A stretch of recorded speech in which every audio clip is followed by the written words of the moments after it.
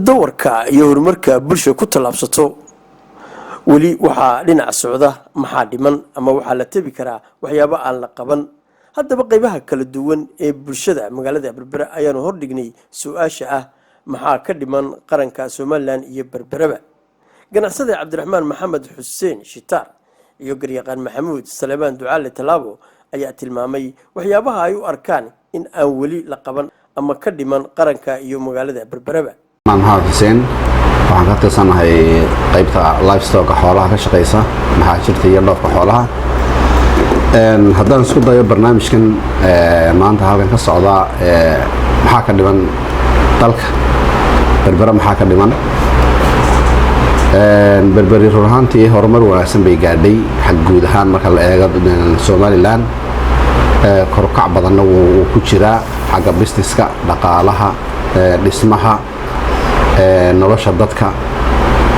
wax badan kor u kac badan bay samaysay kulli saameynta iyo fiditaanka magaalada iyo kor u kaca dhaqaalaha iyo abuurka baac mushtariga soo kordhaya iyo dekedaha cusub ee la sameeyay saameyntooda iyo dhinac ka leeyihiin anu waxaan qeexay qalada qaybta xoolaha ka shaqeysa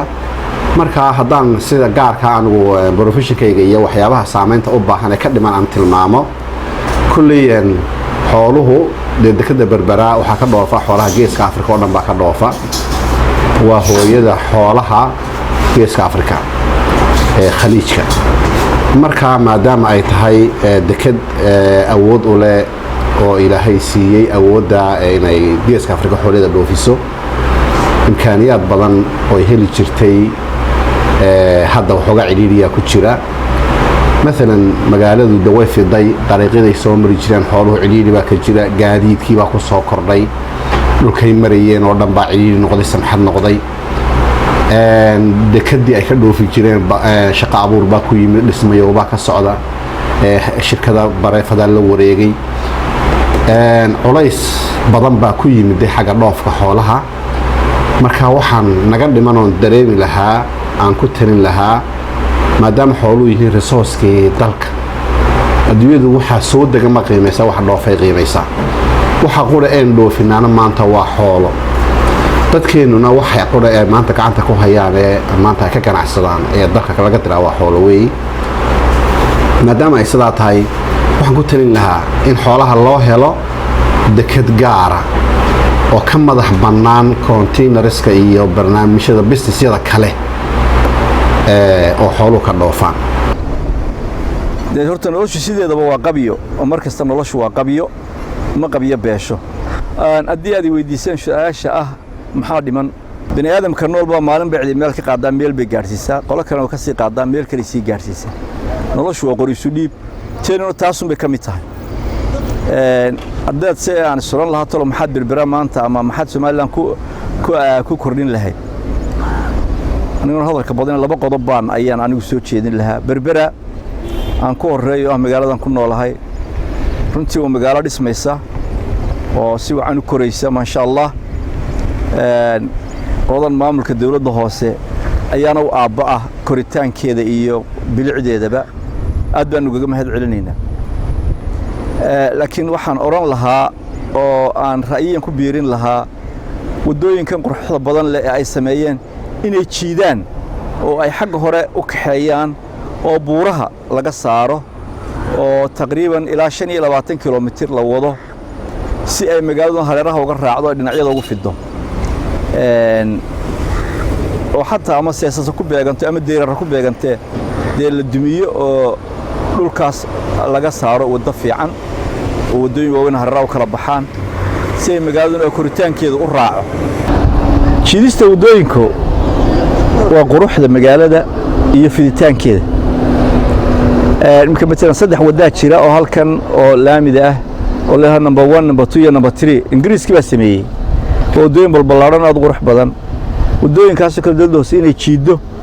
oo ay badda geliso sidoo badda ugu dhaadhiciso waana fududahay iminka wadooyinka jiidistooda kuwan badda gelayaan sheegaya hore u samaysnaa iyo kuwan banaanka labaduba way wadeer waxaynu ku beeganaa ee ugu badan marka in la jiido oo badda la geliyo ayaan aad qurux badan sidoo kalena ganacsade Cabdilqaadir Barre iyo oday nuur cigaal iyo weliba mas-uul ka tirsan kalluumaysatada magaalada berbera ayaa iyaguna dhankooda iftiimiyey qodobo muhiim u ah horumarka berbera oo aan weli la qaban ama dhiman. haddii aad weydiisay su-aasha maxaa berbera inaga dhiman iyo Somaliland baanu berbera joogaa berbera ka hadlaya berbera tacab badan baa la geliyey wax badan baa la qabtay meel fog baa laga keenay quruxdeeda iyo dhirta waa la beeray kumaankum dhira baa lagu beeray dhis badan iyo hanti badan baa la geliyey hangarro waaweyn baa laga dhisay suuqyo waaweyn baa laga dhisay qaar kale inta gacanta lagu hayo in la dhiso diyaar loo yahay berbera markaad wadooyinkeeda iyo quruxda iyo diyaar gareynteeda adeegto kaliya waxa imkaan sida waxa ka dhiman traffic light-ki ay gawaaridu ku kala beereysay oo dhamaystiraya quruxda wadooyinka la inoo sameeyay iyadoo cidii samaysay maayarka iyo cidii samaysay aad ugu mahadsan yihiin wala kala nasiib badan yahay nasiibku hele waxa weeyaan waqti dhalinyaro aqoon badan ay la shaqeynayso dhiska magaaladuna uu kobcayo waxa kale magaaladu u baahan tahay maalmaha xafladaha iyo ciidaha iyo meesha ciyaalku ku ciyaari lahaayeen si ay dadku magaalooyin kale aan u tagin oo magaaladu u joogi lahaayeen dadka dalxiiska inoo imanaya meel ay ku caaweeyaan iyo meel ay ku waqtiga ku qaataan ku nastaan u heli lahaayeen. hal qodob ma ku daraya qodobkaas waxa weeye magaalada berbera saddexdii dhinac ee dadku dhisan lahaaba dayrar baa ka yaala waa blocked magaaladu way xiran tahay suuqa yara dhinaca bariga yara banaana dhinaciina imanka uu dhamaaday meel dadka danyarta ay dhisato ma jiro dadka danyarta sanadka dhisanaya ka saddex maqsin dhisanaya ka laba maqsin dhisanaya shaqaalaha meesha magaalada aad u degan shaqaalahaas waxay jecel yihiin inay aqal yar yar dhistaan imanka wadada galbeedka oo kale meel ka banaan ma jirto oo laga dhiso waxaan oran lahaa anu dawladda hoose hala furo deyrarka oo dadka loo furo oo dadka hala siiyo si magaaladu u dhisanto dhinac walba uga dhisanto haddii kale dayruun baa ku xidhan weligeed halkaa dhaaf maysa berberi imanka caantiinadii ubay taagan tahay oo maar xagga umay dhaafin babay gaadhin bada oo maar halkii caantiinada la odhan jirin bay taagan tahay magaaladii berbera inteedii kale waa inteedii hore intaa dambe waa dayrar dayr iyo seesuun baa ku xeeran marka waxaan odhan lahaa qodobkan ku dari lahaa dayrarka dawladda hoose ha ka tashato dadka ha u furto ha la dhisto intaasaan ku dari lahaa anigu. maxamed cabdullaahi ismaaciil oo ka mid ah kalluumaysatada magaalada berbera barnaamijkan ah shaqo abuur maxaa ka dhiman qaybta kalluumaysiga shaqo abuur waxaa ka dhiman dawaalkii dadku maanta lagu shaqo abuurin lahaa qaybtan kalluunka dad baa jaamacadaha intaa ka soo baxaya bilcamala badda cidi maanta kama faa'iideysan karayso dadkii bilcamal weeyaan dadka waxa la leeyahay maanta badiyina ka faa'iideysan shaqo lagu abuuro taasoo qura maanta halkaasoo qura dihin oo laga faa'iideysan kara badda dadkii baa ardayda jaamacadaha ka soo baxaya gidaar bay farsanayaan ay kayf istawi Ismaaciil Faarax Maxamed ku magac dheer dharaar barnaamijkan maxaa ka dhiman berbera iyo Somaliland ba waxayna baraystay saliid ama waa la karinaya ama saliid baa lagu shiidayaa oo lagu shiilaya wax walba marka insha Allah taala waxaan doonayaa dadkan in looga gudbo moofadii iyo wixii la dubay sida dhuxusha lagu dubayay marka insha Allah taala in hilibkii la moofeeyo oo kalluunkii la moofeeyo oo laga wareego waxaan saliidii adduunyada ka guurtay